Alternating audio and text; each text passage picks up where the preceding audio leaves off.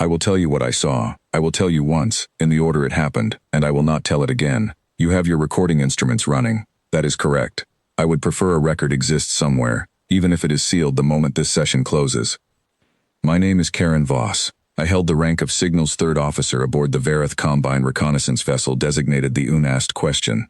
We crossed the Verash Line on a survey authorization from the Combine's Border Mapping Division. 9 crew. Our orders were observation and cartographic documentation. We were not armed beyond the standard close-range deterrent that every Combine vessel carries. The authorization cited 17 prior deep-margin surveys that had returned without incident. It cited instrument data showing no active patrol signatures, no weapons platform emissions, and no power generation signals consistent with a standing defense installation. The data was accurate, as far as it went. We had been inside the line for 6 hours and 40 minutes when the mechanism appeared. I say mechanism because that is what the instruments told us it was. Commander Selth called it that first. He read the material composition analysis off the primary display and said, very calmly, that it was constructed. He said the alloy signatures were consistent with deliberate fabrication. He said it was approximately 400 meters along its primary axis, and that its power generation was regular and rhythmic, which he took as evidence of an automated system rather than a crude one. The instruments agreed with him. I agreed with him.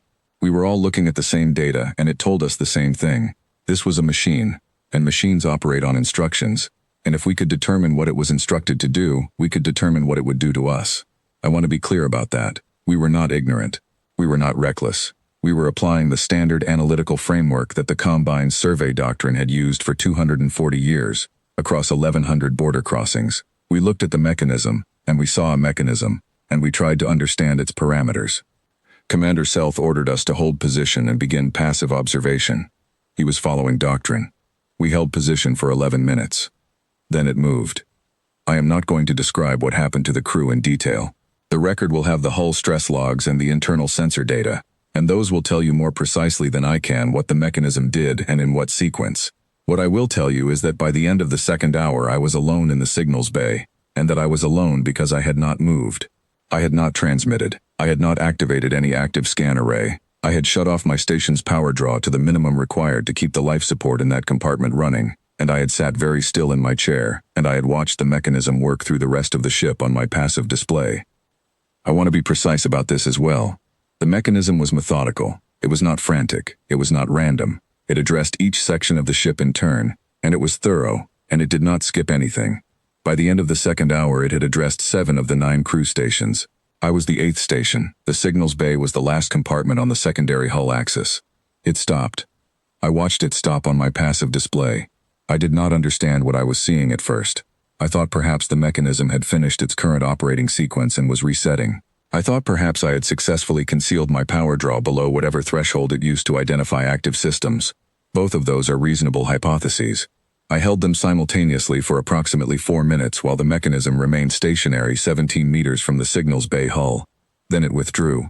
Not quickly, not in a way that suggested urgency or retracement.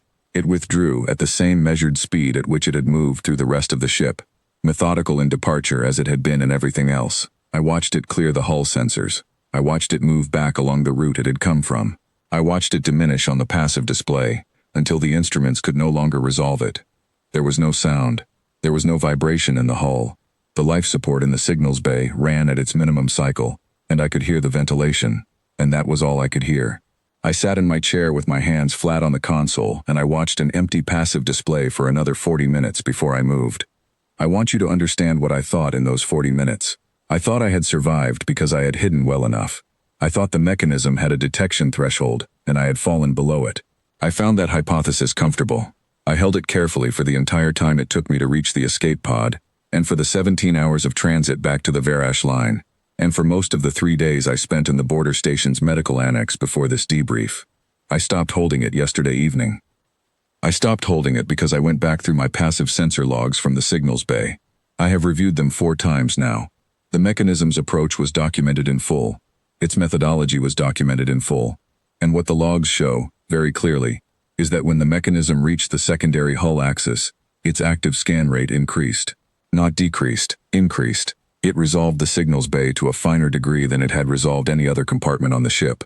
Whatever detection threshold it operated on, I was well within it. It knew I was there. I have sat with that for approximately 18 hours now. I want to be careful about what conclusions I draw from it, because conclusions drawn from incomplete data are how the Combine authorized this survey in the first place. So I will tell you only what the logs show and what follows from them directly. The mechanism knew I was there. The mechanism did not finish. Something stopped it before it finished, and that something was not mechanical failure, and was not the depletion of a power cycle, because the mechanism withdrew in the same condition it arrived: steady power generation, regular rhythm, no degradation in any instrument-resolved parameter. It withdrew because something decided it should withdraw. I did not encounter anything else in human space. I saw no crew, no vessel, no installation, no transmission. I saw one mechanism of constructed alloy 400 meters along its primary axis, and I saw it decide not to finish, and then I came home. That is what I know. What I believe, and I am filing this separately from the factual record because I want the distinction noted, is that the mechanism was not the dangerous thing. I believe we made the same error that every analytical framework makes when confronted with a constructed system. We assumed the system was the agent. We read the alloy composition and the power generation and the regular rhythm, and we said, this is a machine. We asked what the machine was instructed to do. We did not ask what was operating the machine. We did not ask what was watching through it, or what criteria it was using to evaluate what it watched, or what it had decided about me in the 4 minutes it spent stationary outside the signals bay before it withdrew. I believe something evaluated me. I believe it made a decision. I believe it communicated that decision to the mechanism, and the mechanism obeyed, because that is what mechanisms do. I do not know what criteria it used. I do not know what I represented to it, or what the unasked question represented, or what the Combine represents, or what the Verash Line means to whatever is on the other side of it. I do not know if letting me go was mercy, or message, or something else entirely that I do not have a framework to name. I know that it let me go. I know that it watched me leave.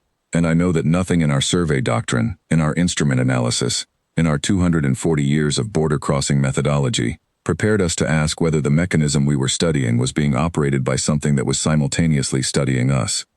That is my testimony. I have nothing to add to it. I would ask that the record be sealed before distribution to the Border Mapping Division, because I do not think the Border Mapping Division's authorization framework has a category for what I have described, and I would prefer that the absence of a category be addressed before another survey vessel is authorized. I don't know what it cost to let me go. I think that is the correct question. I think I would prefer not to know the answer.